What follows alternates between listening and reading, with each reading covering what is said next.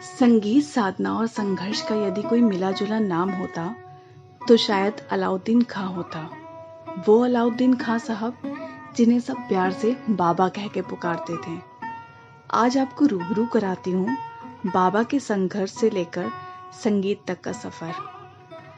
उस वक्त उनकी उम्र रही होगी यही कोई 8 साल की, और यह घटना उससे भी 2-3 साल पहले की है, जब उन्होंने स्कूल जाना शुरू ही किया था।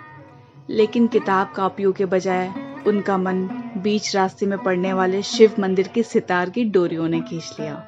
वो रोज घर से तो यह बोल के निकलते कि पाठशाला जा रहा हूँ, लेकिन रास्ते में शिव मंदिर में साधु संतों के साथ संगीत के संगत करने में रम जाते हैं और स्कूल की छुट्टी होने पर अपने साथियों के साथ घर लौट जाते हैं।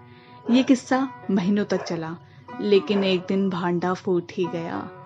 स्कूल के हेडमास्टर ने घर पर आकर माँ से शिकायत कर दी, आपका बेटा पाठशाला नहीं जाता। माँ बोली, ऐसा कैसे हो सकता है, मैं तो उसे रोज पाठशाला भेजती हूँ। फिर माँ ने बेटे के पिता से बोला, स्कूल नहीं जाता तो कहीं और जाता होगा, जरा आप पता तो लगाइए। पिता गए जब पीछा करते हुए तो उन्होंने देखा बेटा शिव मंदिर में एक साधु के साथ सितार पर ठेका दे रहा है। पिता खुद सितार बजाते थे, लिहाजा बेटे को देखकर चुपचाप घर लौट आए और पत्नी को बताया, शंकर के मंदिर में ठेका लगा रहा एक साधु के साथ, मारना वारना मत उसे। लेकिन सख्त मिजाज माँ ने शायद आखिरी शब्द ना सुना और गुस्से में जाकर ले आई उसे और रस्सी से बांध दिया। ना कुछ खाने को दिया, ना कुछ पीने को दिया। कष्ट से शायद ये उसका पहला परिचय था। 3 दिन बाद जब बड़ी बहन मायके आई तब उसे छुड़वाया और अपने साथ लेकर चली गई।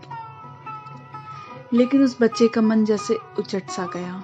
वो घर वापस तो लौटा, मगर लौटने के लिए नहीं, साधना के सफर पर निकलने के लिए।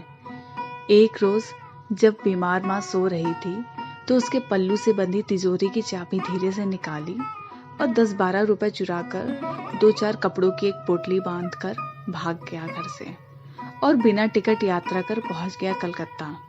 शाम हो गई थी, भूख भी लगाई थी।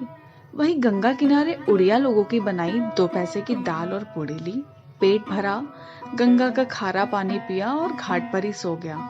सोकर उठा तो देखा पोटली भी गायब और पैसे भी गायब। बच्चे का धीरज टूट गया। वो जोर जोर से रोने लगा।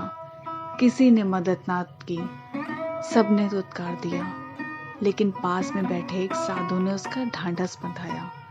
उसके हाथ में थोड़ी सी भस्म दी और बोले, जा बेटा और पीछे मुड़कर मत देखना। यकीन मानिए उसने कभी पीछे मुड़कर नहीं देखा।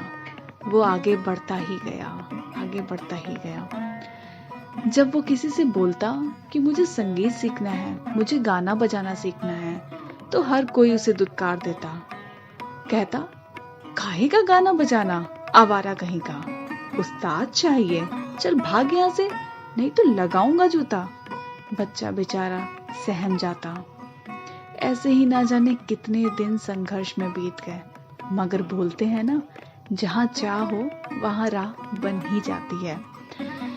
एक लड़के ने उसे वीरेश्वर बाबू से मिलवाया। वीरेश्वर बाबू ने जब उसकी पूरी कहानी सुनी तो वह भी दंग रह गए। इतनी सी उम्र में संगीत सीखने का ये जुनून। वीरेश्वर बाबू जब पूरी तरह मुतमईन हो गए तो उसे अपने गुरु नूलो गोपाल चंद्र भट्टाचार्य से मिलवाने उसके घर की तरफ घर ले गए। नूलो गोपाल कलकत्ता के जाने माने ध्रुपदीय थे, ख्याल भी गाते थे। पथुरिया घाट के राजा यतीन्द्र मोहन के दरबारी गायक थे। वहां उनके ठाट देखकर बच्चा पहले तो सहम गया, फिर संभला और अपनी पूरी कहानी बताई। संगीत के लिए उस बच्चे की छटपटाहट देख नूलो गोपाल भी पसीज गए, मगर अपनी तरफ से थोड़ा और ठोकने बजाने की गरज से उन्होंने कहा, 12 साल तक साधना करनी पड़ेगी, कर पाएगा?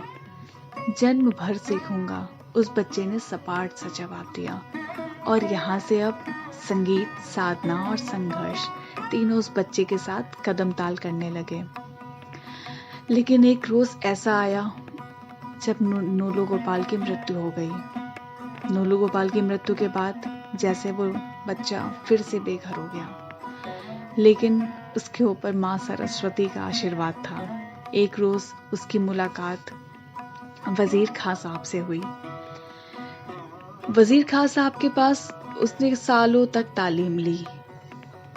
जब तालीम पूरी हो गई, जब गुरु को लगा कि हाँ, अब ये पूरी तरह तैयार हो गया है, तब गुरु ने उसे हुक्म दिया कि जाओ, घूमो, जितना घूम सकते हो, जितना अपने संगीत को बढ़ा सकते हो बढ़ाओ।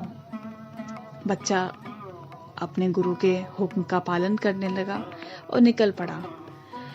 एक रोज भवानीपुर में एक संगीत सम्मेलन में उसने भाग लिया, तो वहां सुनने वालों ने पहली तान से ही पहचान लिया ये वजीर खां की तालीम है। इसी महफिल में एक श्यामलाल खत्री भी थे, मेहर के राजा बृजनाथ सिंह के परिचित। उन्होंने इस युवक में उत्सादों वाली झलक देख ली थी। वे चाहते थे यह युवक अब मेहर आकर शागिर्द तैयार करे। वह युवक पहले तो राजी नहीं हुआ, क्योंकि उस्ताद ने तो सिर्फ घूमने का हुक्म दिया था, सिखाने का नहीं। तो श्यामलाल शास्त्री के बताने पर राजा ने इसका भी बंदोबस्त कर दिया। वजीर खां के पास अपने दीवान को भेजकर उनसे उस युवक के लिए हुक्म निकलवा दिया। इधर श्यामलाल शास्त्री ने उसे यह भी समझाया कि राजा को खुद बहुत शौक है गाने बजाने का। तो अंत में उसे राजी होना ही पड़ा और मेहर की राह पकड़ ली। उस दिन दुर्गा पूजा की सप्तमी का दिन था, जब वह युवक मेहर के दरबार में राजा बृजनाथ सिंह के सामने बैठा था। चंद घंटों बाद ही राजा खुद उसका पहला शागिर्द बन चुका था, लेकिन वह उनसे कुछ लेने को राजी नहीं था। कहता था, मैंने तय किया है कि मैं विद्या दान करके किसी से कुछ नहीं लूंगा, क्योंकि संगीत सीखने में मैंने बहुत कष्ट सहे हैं। राजा ने उसकी बात काटी नहीं, बस दरबार में एक औधा देकर और 150 की तनख्वाह तय कर दी। लेकिन इस औधे और तनख्वाह से ज्यादा शायद मेहर की आबो हवा उस युवक को खूब रास आई, इसलिए वह हमेशा के लिए यहीं का होकर रह गया। 6 सितंबर 1972 इसी दिन वह युवक मेहर की इस मिट्टी में हमेशा के लिए जा मिला। यह युवक और कोई नहीं बल्कि हमारे बाबा, हम सबके बाबा अलाउद्दीन खां साहब हैं। अलाउद्दीन खां साहब एक शख्स का नाम ही नहीं, बल्कि एक जीती जाती परंपरा है। धन्य है हम, धन्य है यह देश कि इसे बाबा जैसा हीरा मिला। मेरा बाबा के चरणों में कोटि कोटि नमन।